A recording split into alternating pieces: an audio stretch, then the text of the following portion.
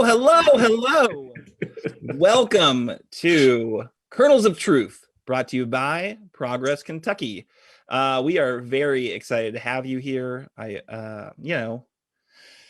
on the internet, I know there's a lot of websites to choose from. I'm glad you picked ours. And we are gonna get into some colorful news of the week.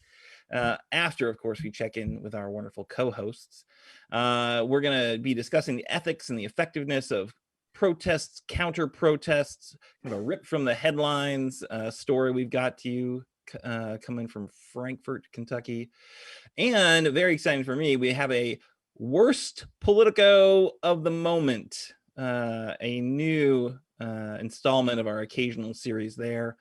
But first, our quick plug for Progress Kentucky, because if it's Kernels of Truth, we're plugging Progress Kentucky. So we are working hard. We're an all-volunteer campaign committed to turning Kentucky purple by supporting the compassionate policies which put people first.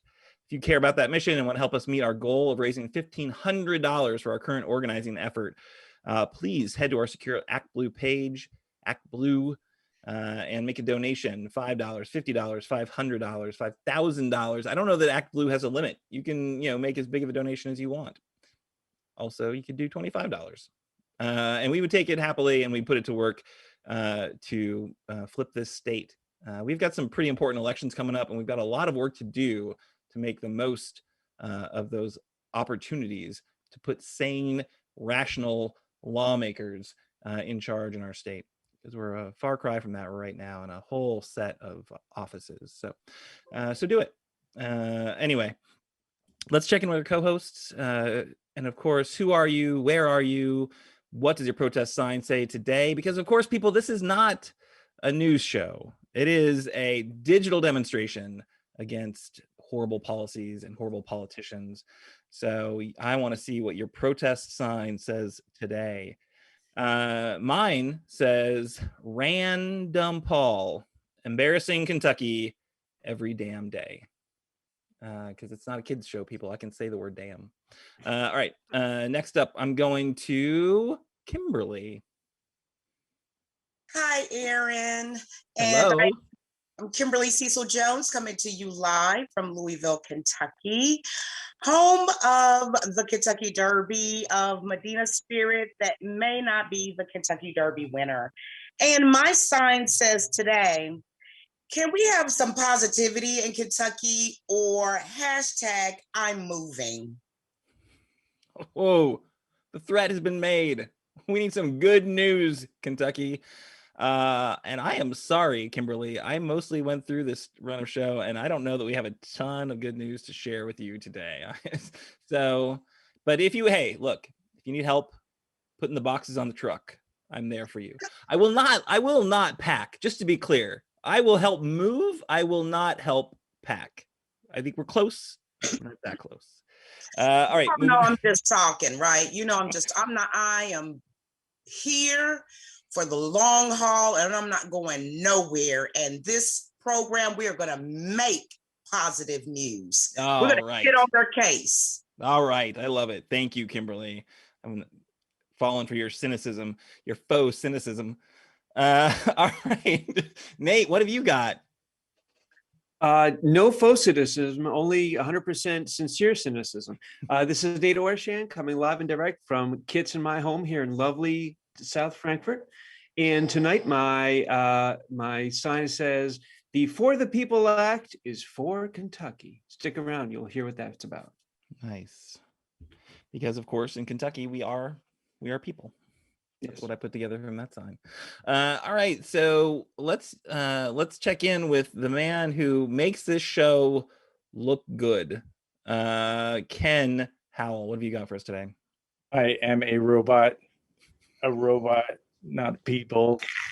Sorry. I just want to know where the ground is. At what point does nothing mean anything anymore? Like what? Stop the madness, stop the steal, stop the cancel culture Q-tips, stop the lies. I'm coming from Lexington, and my protest sign today is stop the lies. I'm talking to you, OANN, Fox News, Breitbart, and Newsmax. Stop it. That's it. That is That'll show fantastic. them. Yeah, always bring in the graphics. Always. I really gotta up my game and write some of this stuff down. But I like it. All right, so let's go ahead and just check in and see if anyone made a comment, because we want to hear what your protest sign says today. Has anyone got a protest sign in the comments? I see a few comments. Let's see what they say. Somebody gave, okay. Annabelle loves your necklace. But Betty Weaver has a sign. It says, "Thanks, Liz Cheney." There we go. That is. Check in and see if anyone made a comment, because we want to hear what your protest sign is. What's that? But Betty Weaver has a sign. Why do I hear myself? Liz Cheney. That is. So turn down your volume, people. Anyone made a comment, because we want to hear what your freaking me out. We gotta stop that right now. Whoever's not muted their Facebook feed, you gotta do it right now, because I am losing my mind. Nate called out. Often our production is amazing, but not uniformly, because I don't know if you've heard this before. We're an all volunteer crew. So, if you want us to be perfect, you're gonna need to make some big donations. And it's, all right. It's live. We're live. Yeah, it's live. We're right here. Live stuff happens. Things Live happen. live Things happen. All right, so let's go into the news of the week, shall we? Let's move on. I think it's really important we move on right now.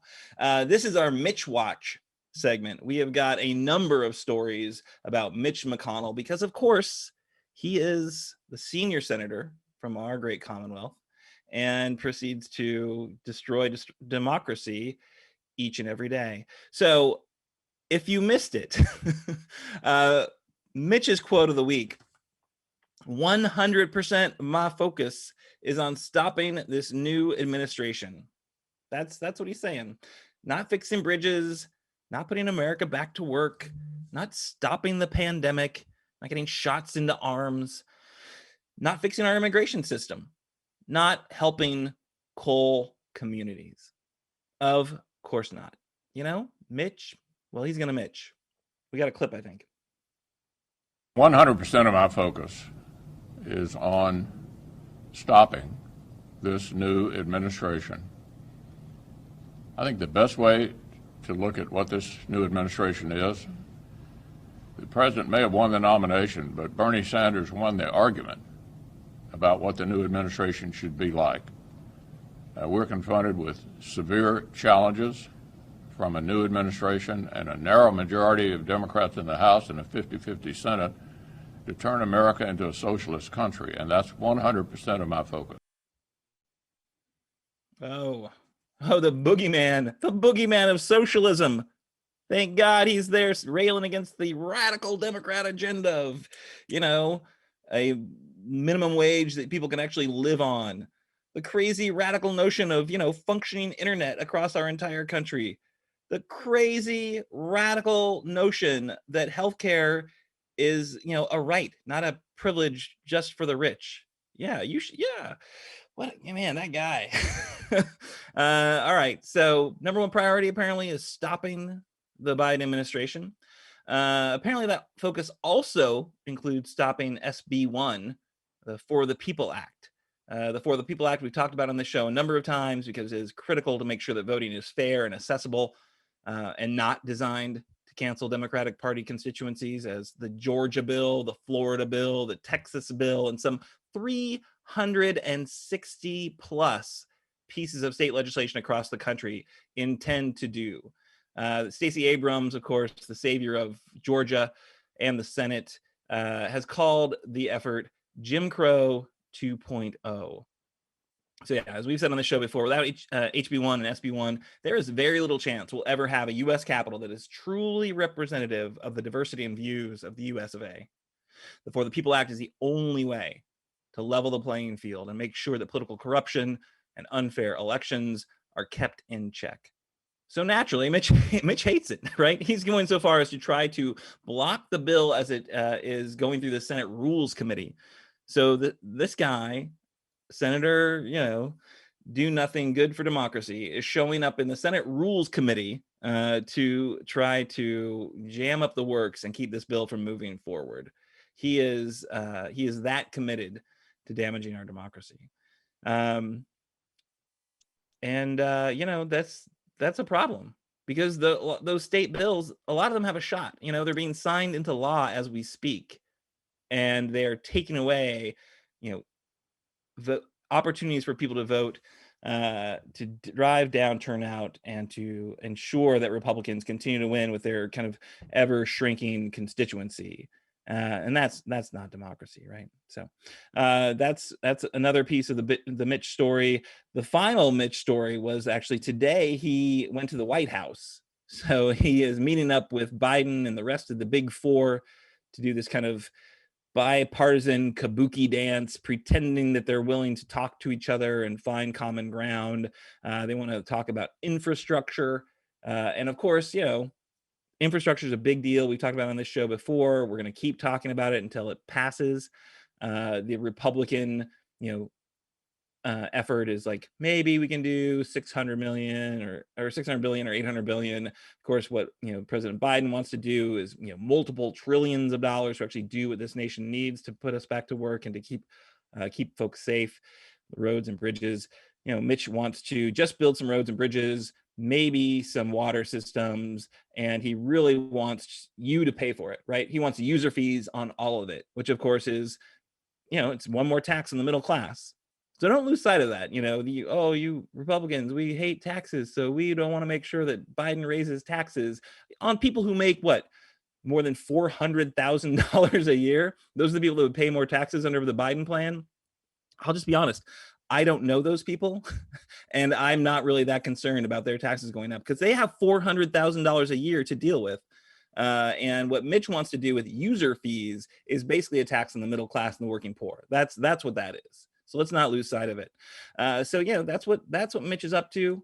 We want to keep an eye on that guy, because he is a obstructionist in chief and is doing everything in his power to stop the Biden administration. Of course, that quote seems very remarkably similar to what he said about President Obama. Making President Obama a one-term president was one of his priorities. How did that work out for you, Mitch? Hopefully, we will see similar results from his very strong statements about blocking the Biden administration. All right, I want to turn to my co-hosts, get a little bit of their take on what in the heck was going on with Mitch this week. Very busy week for Mitch. Kimberly, what'd you think? Well, Aaron, when it comes to Mitch McConnell, who really knows? Is he mentally ill? Is there some type of medical condition for narcissism?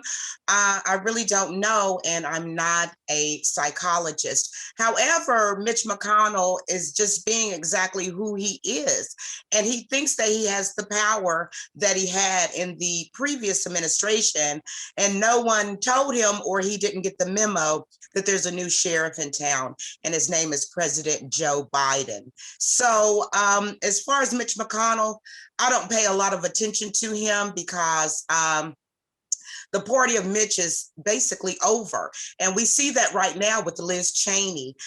It's the party of Trump. So Mitch McConnell, he can go kick rocks. That is a very polite way of putting him in his place. Thank you, Kimberly, for always bringing the class.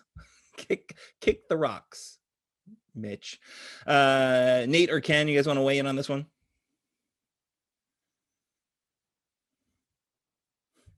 I think he's just pulling our leg. He's just making us waste time until the midterms, and then they're going to just try and win back the Senate and the House and just make this whole thing a wash. So sure, he's going to meet with Biden. He's going to do all this stuff. I think that he's going to do anything he can to stop us, and that means talk to us. I think they should just ignore him. I like it. I like that strategy. Nate, you got anything? There's not a single word that can come out of my mouth that would be better than what Kimberly says. So ditto to Kimberly. Awesome. Yeah, one very small point here is I think Ken is 100% right. Like, they should not try to negotiate. I mean, they should say, hey, here's our position, bring us something that is legitimate and we'll talk about it. But like, don't hold out for bipartisanship, right? Because the window of opportunity to get things done is shrinking every day. The math on the midterm elections it's bad, right? They're losing seats through redistricting.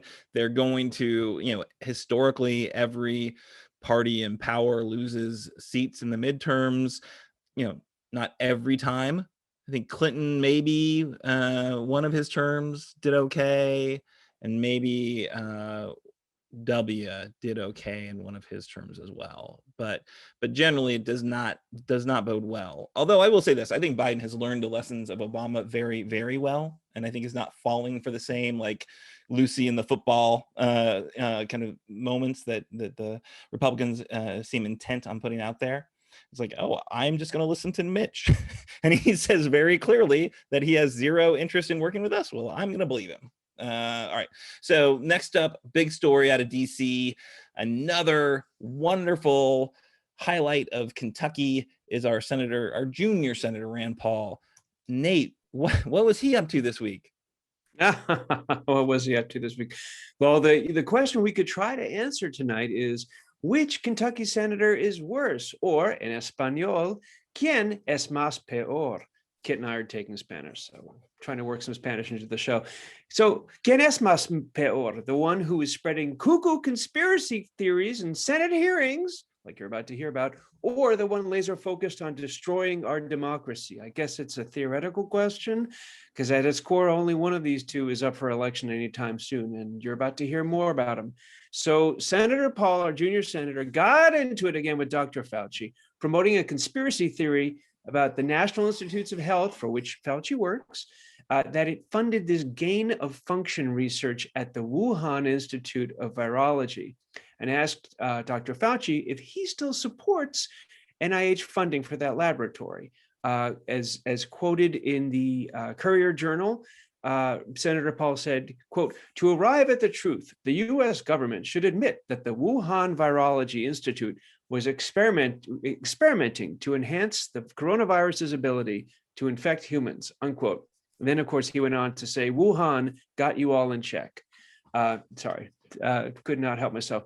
So this is the stuff that he's been sort of, regurgitating from conservative media. And lucky for you, we here are the kernels of truth. And we can tell you that the likelihood that Senator Paul is anywhere close to being truthful on this to us constituents is like the size of a snowflake in Paducah on Independence Day. It's very, very, oh, there it goes. Of course, the NIH has not funded gain-of-function research at the Wuhan Institute of China, as Dr. Fauci told them on the record.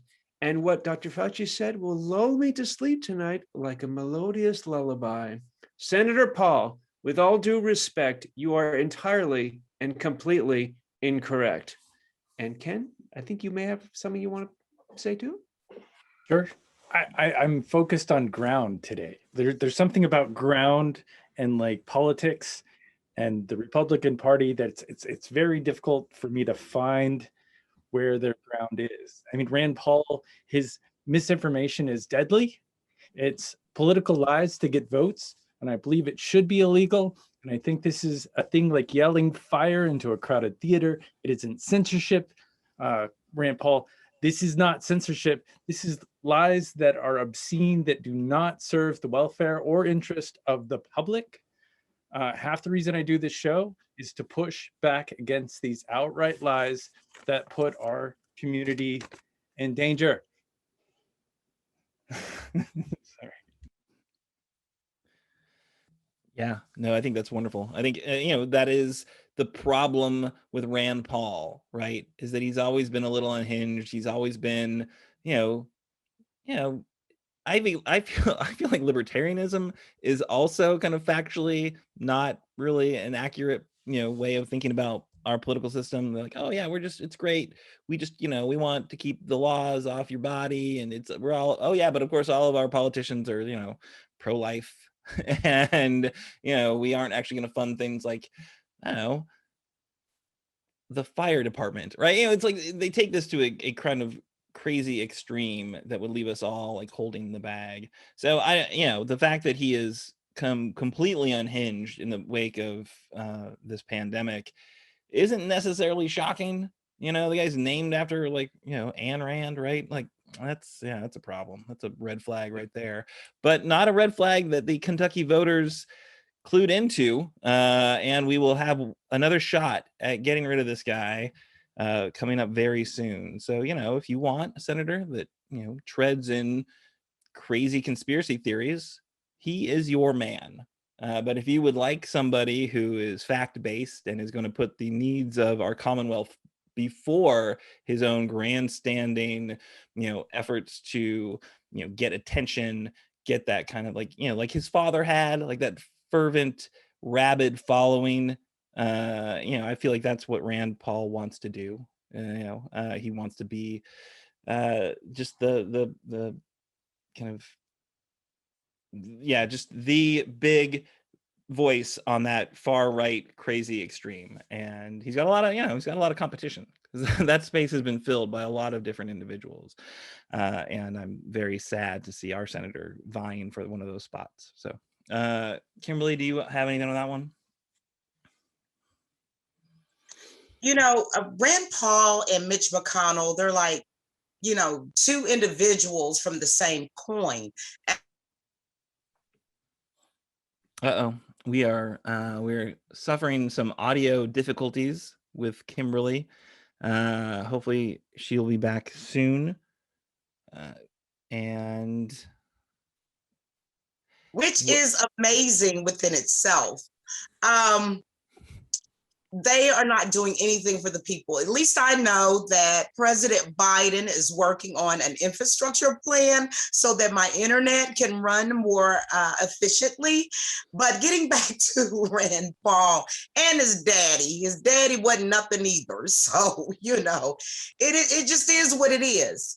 These are the people that we were stuck with, and it's our responsibility to get rid of them. They're trash. Let's throw them out. They're not even recyclable.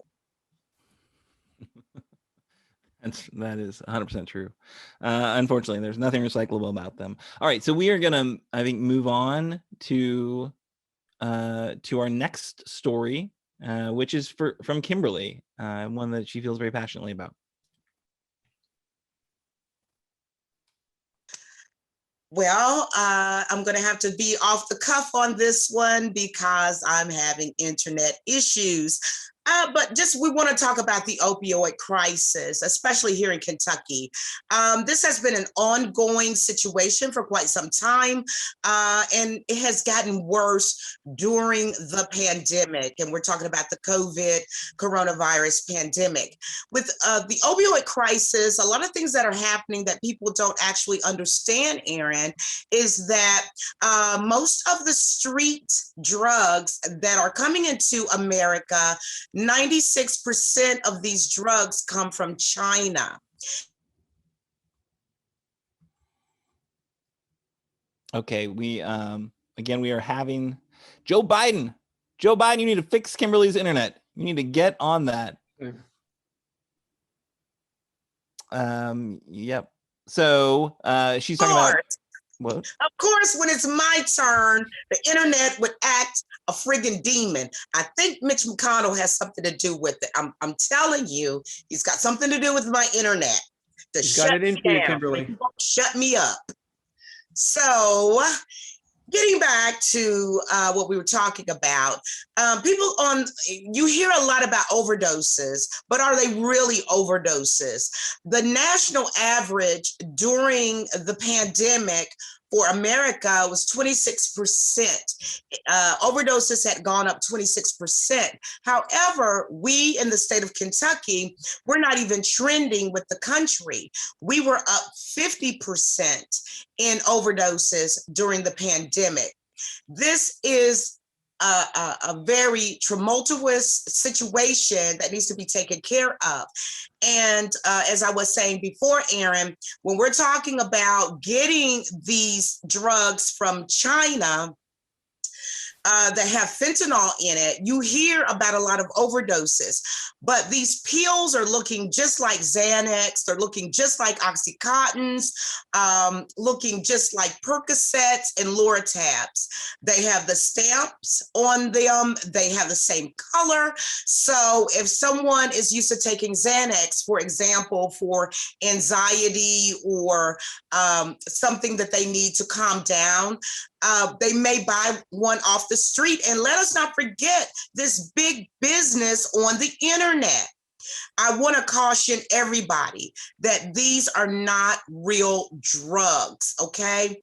No, they are not. And so you may be used to going to the doctor, taking 1 or 2 Xanaxes, and you get these pills off of the streets and you take 1 or 2 of them, you're going to overdose. And we've had too much of that. Just here recently, within the last 5 years, we've had Prince to die of fentanyl overdose. We've had DMX to die of overdoses, and so many Kentuckians. So this is something that should be brought before the legislature, and something needs to be done fast, quick, in a hurry. However, I would like to give a big shout out to our governor, Andy Beshear, when he was our attorney general, because at that time, he bit the bullet, put his pride in his pocket, and thought more about Kentuckians. And he got with the Trump administration to bring more money and to bring more resources back to Kentucky for the opioid crisis. So let us not also forget that they're also putting embalming fluid, fentanyl, and cannabis, and other drugs.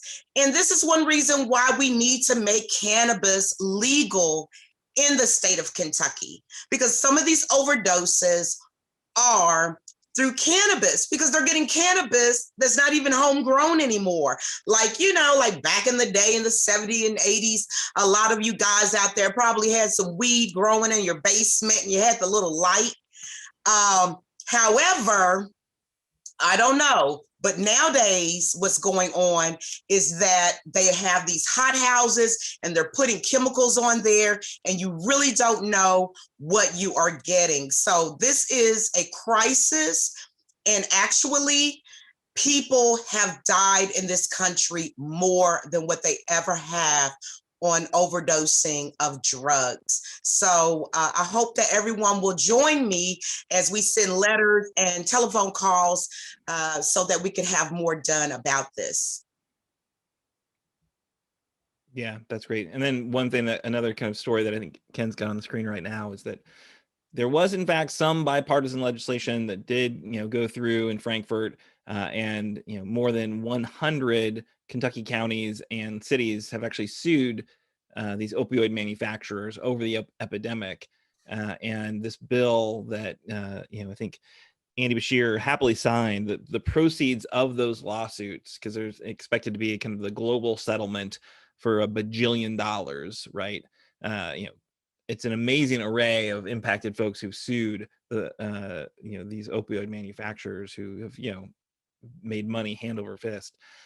So when there is that global settlement, proceeds of those lawsuits will go 100% to fighting the epidemic, but will be split 50-50 between the state and those local governments that also brought suits. So I think that's that seems like a very rational, reasonable, thoughtful way of ensuring that the folks who are dealing with this epidemic have the resources to challenge it effectively, because it is so dangerous, so deadly. And thank you, Kimberly, so much for sharing that. And also, Aaron, I would like to point out that, I do work in the mental health field, and this is something that I see every day of my life. Being an actual targeted case manager that deals with SUDs and also with SMIs. SUDs are substance abuse disorder, and SMIs is also severe mental illness. So when we look at the core of a lot of people that are addicted at this particular time, the research is finding that they are self-medicating, but they don't know. And a lot of times they have a severe mental illness that has gone undiagnosed and untreated. Yeah, some really important considerations. I know you've experienced a lot of this stuff firsthand, seeing your patients and dealing with people, and that's just really heartrending that so many people have gone through this, and it's hit so many people. All right, so Nate or Ken, do you have thoughts on this issue? Do you want to share? All right, so we are going to move on to, we'll say, I don't know, lighter fare. I don't know. It is, I think it's deadly. We're going to talk a little bit about the protests that have been happening, that have been kind of headed by this guy, Andrew Cooper, libertarian, opportunist, spreader of misinformation, versus Chuck Eddy, former Republican, a honorary kernel of truth, because I feel like he works really hard to spread the truth about things like COVID. Whereas Brewed, which is the coffee shop that Andrew Cooper owns, has really leaned into just garbage, in terms of this pandemic and being highly irresponsible. And we're going to talk to Nate a little bit about this, because there was a protest against the government, Governor Bashir's quote unquote lockdown, which was it last weekend before? It was recent. May 2nd, I think it was, right, 2 so Sundays 2nd. ago. Yeah. So that was happening in Frankfurt. Chuck Eddy kind of raised the call, encouraged people to come out to counter protest. Folks might have seen on Facebook, there was videos about it. There was a kind of confrontation. The photos I really liked about the counter protest were just some nice folks hanging out with Governor Bashir and Brittany Bashir and whatever the dog's name. Anyone knows what's the dog's name? Anyone know? God. I'm a bad Frankfurtian. I should know that. You should know that. I think your dog's played with their dog, right? I think they named him Cameron. Okay. I don't think that's true. No. But yeah. So what I love is Andy Bashir came out hey, you guys are protesting, or you're counter protesting in favor of me doing the right thing. That's great. Let me come meet you. I love those photos. There were some more kind of confrontation focused videos and photos, and I don't know, tell me a little bit about what went down, Nate. Yeah, so Kit and I answered Chuck's call and joined a group of about, I think, 12 of us, standing in front of the gate of the governor's mansion, and across the street there was the protesters, about 50, maybe up to 80 at one point. I don't think they ever exceeded 100 people, but not a bad group, not a bad size for a group. And they were all very wing nutty, and they all had posters about "Don't tread on me," and I think there was even a ironic "My body, my choice," right? And anti-vax stuff, and a lot of stuff about freedom and liberty, some American flags, and at least a couple of folks just openly carrying firearms, which is not illegal in Kentucky, but in the context of a political protest, I think is sort of an act of intimidation. But so they were not terribly well organized. I will say that our side, there was a little bit of disorganization on our part too, just by which I mean there were a couple of folks who sort of were, taunting and maybe not as respectful as they could have been. I actually, copped it at the very end after everything was over. I had a couple of words with Cooper. So I'm not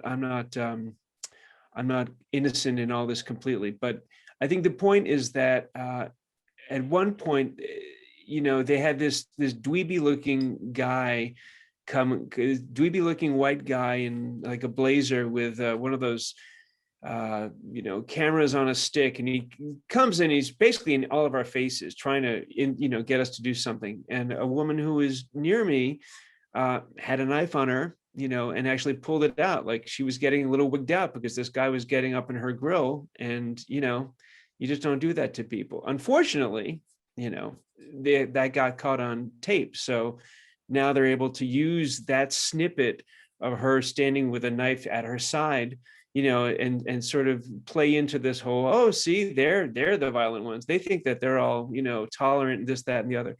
So it's not a great moment for those of us who are trying to make the point of sort of peacefully, supporting our governor and supporting truth and epistemology as is realized by science. But I think, there's a few points that need to be made. So one is like, did we have to be there, right? One option would have been, you know what, let these yahoos do their thing and, just whatever, pat themselves on the back and shout at the governor, and then they all go home, and that's one option. Another option is, of course, is that you show up, but instead you don't really engage the way they want you to, not in a kind of taunting, way. You're not going to convince them.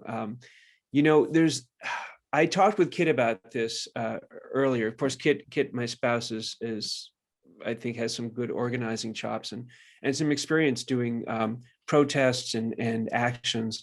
And as they say, they mentioned this talk that Heather Cox Richardson, the great historian, gave on Facebook Live just a few months ago. And Dr. Richardson made the point that there's no reasoning with people who are so invested in the big lie or in denying COVID or anything like that, or so sure that our governor is somehow curtailing their freedoms. Indeed, if you act intolerant to them, you're just giving them talking points. You're not going to change their minds. So what Dr. Richardson says is, instead we have to live by example and show them the way that we want them to be too. So to that point, what Kit told me was that instead of yelling at them, let's show them our joy and our beliefs. Engage them on our grounds. There's that word again, Ken, our grounds, not their grounds. And if Kit had organized the counter protest, we might have had something more like a party across the street with coffee and donuts, and we could have invited them to come over and share with us, and really show them that we're the good guys, and we act good and we have fun. And so that's my little spiel about that. And I think that, it's Cooper Ryder. The less we say about him, the better, because I feel like he just lives for attention and he just wants to be, sort of talked about and blah, blah, blah. And he'll probably run for governor. And I don't think he's organized enough to be that big a threat, but, he's just this ambitious guy who's very self-absorbed. So, let this be the last time his name ever leaves in my mouth. Thanks. Awesome. Yeah, thanks for sharing those perspectives and, for coming out. I think the intention was pure, right? Like, we want to stand up for our governor. He's standing up for us. He's every day taking the slings and arrows to keep us safe. So why wouldn't we show up when people want to come after him? But I think, that idea of like, why give them more oxygen?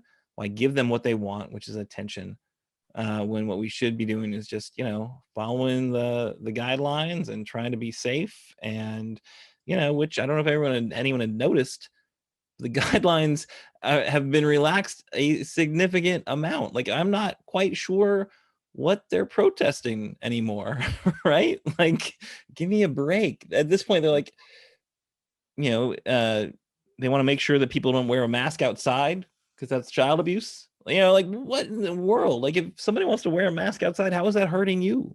Like, do what you're going to do. Enjoy yourself. But yeah, Cooper Ryder, I'll say his name a few more times. Nate, you're off the hook, but I might say his name a few more times. I desperately hope that he runs for governor, because he's not going to get the nomination. And I'm sure he's just such a, rugged individualist independent that he won't even need the Republican Party nomination. He'll just run, and he'll, because he's a, yammering jackass, he'll get some votes, maybe enough to, to make Andy's reelection easier, because he'll be splitting the, right-wing nut job ticket. I say more power to you, Mr. Cooper Ryder. Although I am very interested to find out if he has paid his debt to our state for his ill-advised effort to impeach Andy Beshear for things that courts had already ruled on. Clearly Cooper Ryder is a coffee shop owner and not an attorney, because his understanding of the law is questionable at best. All right. So one thing I did want to underscore, though, that whole idea of brandishing weapons, like, yeah, it's like, oh my God, the tolerant left had a knife because I was in their face. Like, but I'll be honest, a knife is a lot less intimidating than your AK-47 or your whatever Glock on your hip. Like, the only way a knife works is if you get up in my face, right? If you want to not be knifed, it's very easy to avoid being knifed, which is not be in my personal space. Whereas bullets, not quite so much. And open carry seems to be, a problem. There's a May Day confrontation between patrons at Le Chasse. I don't even know what that is. Protesters there.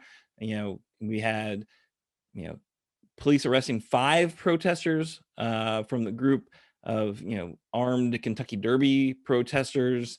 There's actually been a trial date set for Mark and Patricia McCloskey. If you remember those fine folks, the folks who brandished their weapons at Black Lives Matter protesters who dared to march down the middle of their street from their rich white people enclave. Like, there are protesters in the street. I need to get out my guns. And they were turned into heroes by the right wing, right? Weren't they at like the Republican convention or some garbage like that? Good God, we have to exalt them because they are scared white people, and that's our base. We must build up the scared white people. So yeah, it's really some unfortunate stuff that's going on. There's a lot of fear. There's a lot of, like, people think we're going to get into some sort of like civil war. And I think a lot of people on the right want that to happen, or they want to inspire that belief to just rally up their base. Truly pathetic stuff. But I know Ken has a few thoughts he wants to share about, what went down with Brood and how Cooper Ryder has kind of managed this situation to encourage people to, support his crappy coffee shop. I do. I really do. I feel like I've been talking about a ground a lot. This is our coffee episode. Grounds. Get it? See what he did there, people? Good stuff. Come for the politics, stay for the clever puns. So what I did here, I blurred all this stuff out. I couldn't, I don't have the heart to play it for a couple of reasons. What about Brood using the protesters' images to sell their coffee? The video is clearly a commercial for their business. It has their logo. It is advertising on their business page. The protest is a public protest. Anyone can go to this protest. That's fine.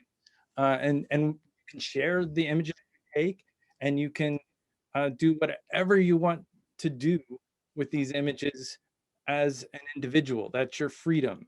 But the problem is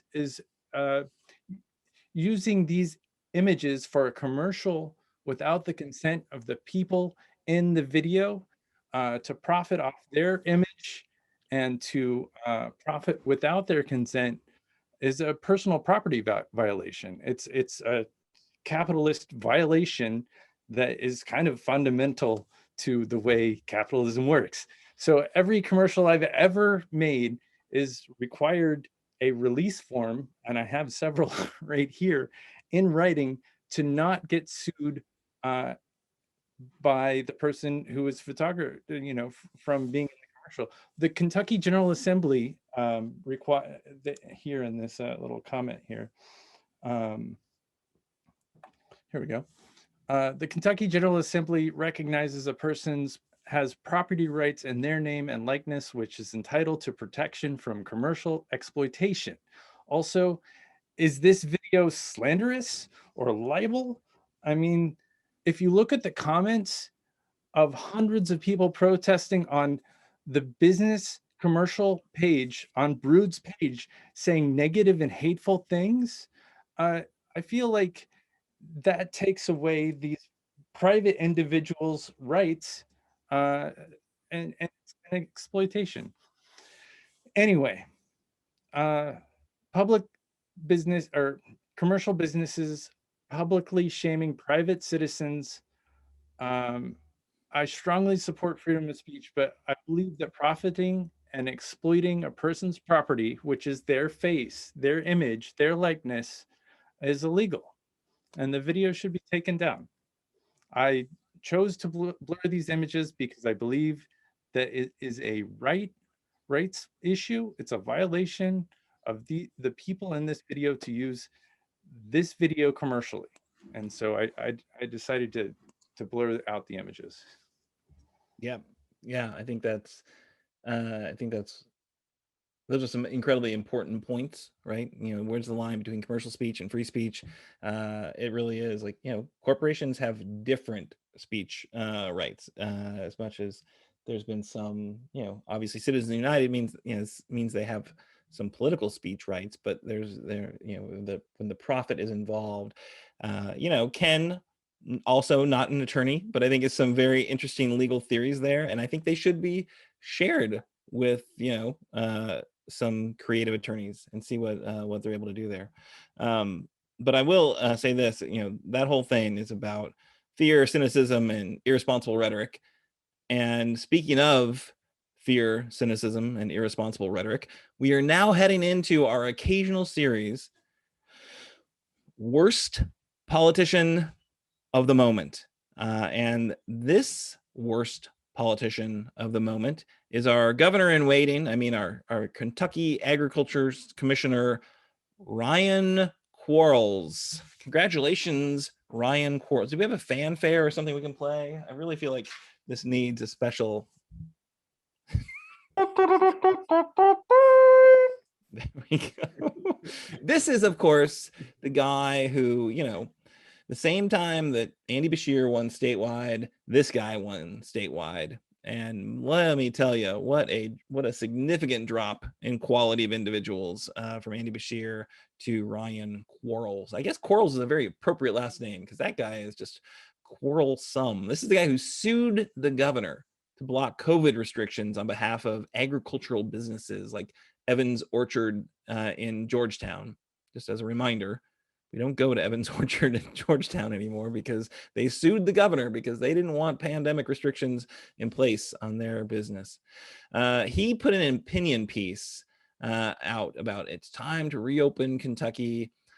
I'll be honest, I'm not 100% sure it ran anywhere except for the state's Department of Agriculture website, which that to me seems very sketchy, right? There's nothing in this opinion piece. It is an opinion piece. It is full of misinformation and opinions.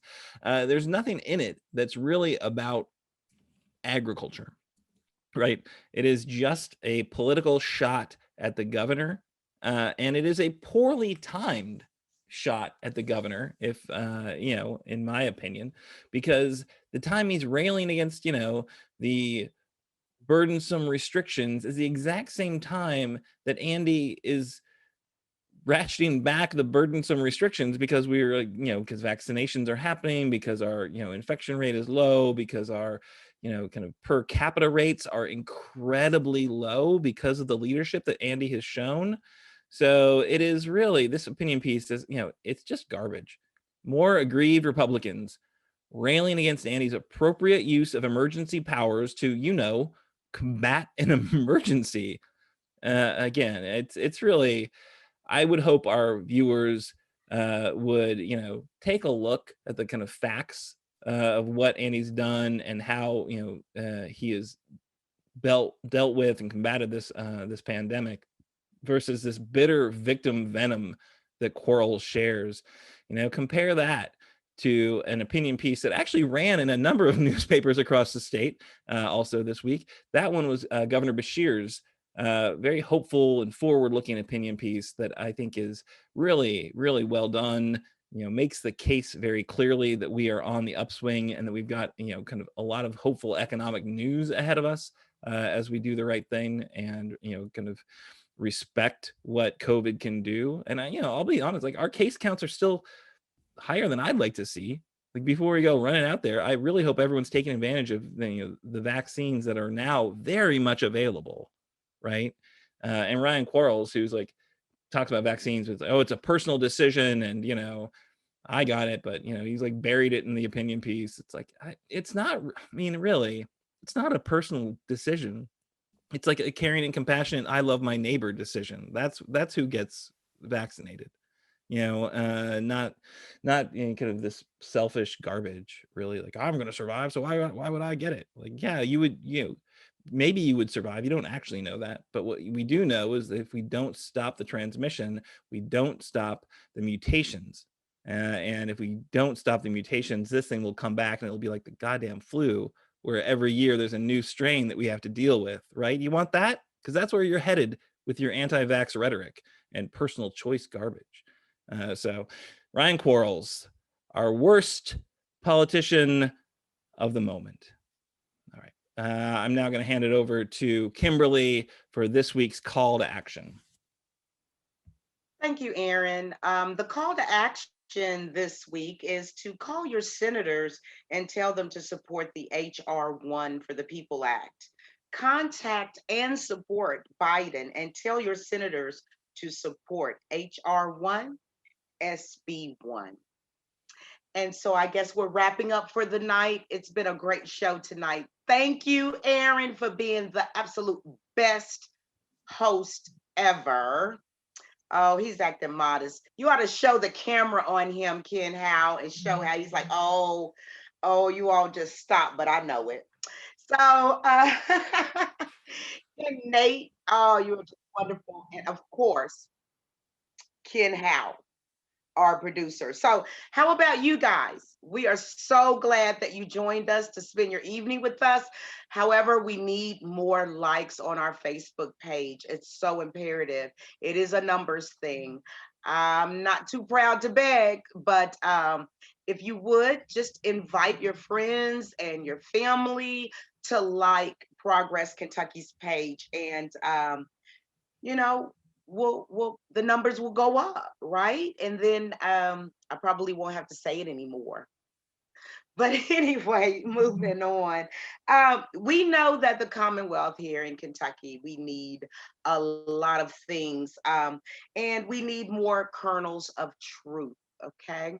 And knowing that, we need you to help us call out the propaganda and ridiculous claims of folks like Mitch McConnell, Rand Paul, and of course, last but not least, Andy Barr. So we're hatching a plan to reach out to our neighbors and mobilize folks around the state to join us and take action, but it's going to take you. And the reason why we say that, just like the late Dr. Martin Luther King said, that one person can affect millions. You can affect some people, they'll affect some people, hundreds will turn into thousands, and thousands will turn into millions. And actually, we do have the best chance possible to turn this state purple. So if you would like to join us and take action, we would greatly appreciate it. We're going to take some time and get some resources with you, and we're going to print up some postcards, and we're going to add some handwritten messages, and we're going to spread the word about how we can turn Kentucky purple. And also, we've got a goal of raising $1,500 for this project, and we're just a little bit shy, like maybe we've only got 10% in. So, we need a little bit of money if possible.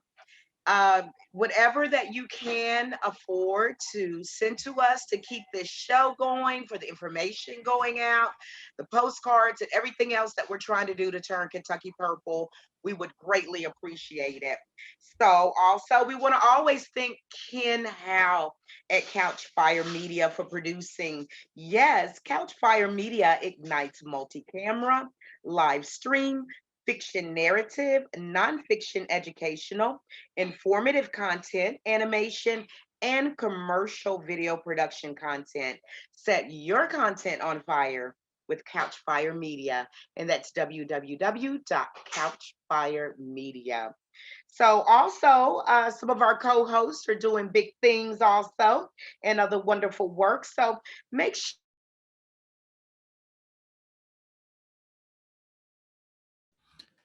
sure to join the Jones Report radio program. Is that right? It's not Sundays at 1. What time is this thing? Betsy Foster. Oh, and she's back. And I'm back. Can you hear me now? Can you hear me now? Sundays. Okay. It's Tuesdays. And yes, no longer on Sunday. I apologize. We are now on It's not Tuesday. Sunday. We are now on Tuesday. Kernels of truth, huh? The kernel, the one kernel that needs some internet.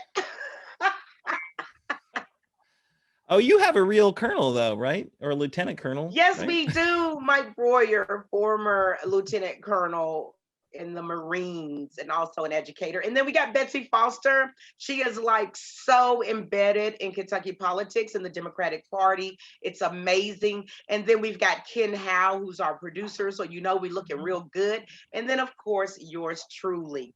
Then also my sister, our friend Denise Gray, has her show called Denise Gray's Kentucky Conversations. It's the second Sunday of every month over at the Bluegrass Activist Alliance Facebook page. And last but not least, I would be remiss if I did not mention our great co-host, Nate Orshan, who also was the creator and the musician for the song that you hear. And you can hear more of his music at www.natosongs, and that's Nato songs.com. So everybody, we appreciate you joining us for tonight, and make sure this week that you do something really, really nice for somebody, okay? And show some Republican that us liberals are not to be feared, right? We're great people. We just want things for everybody.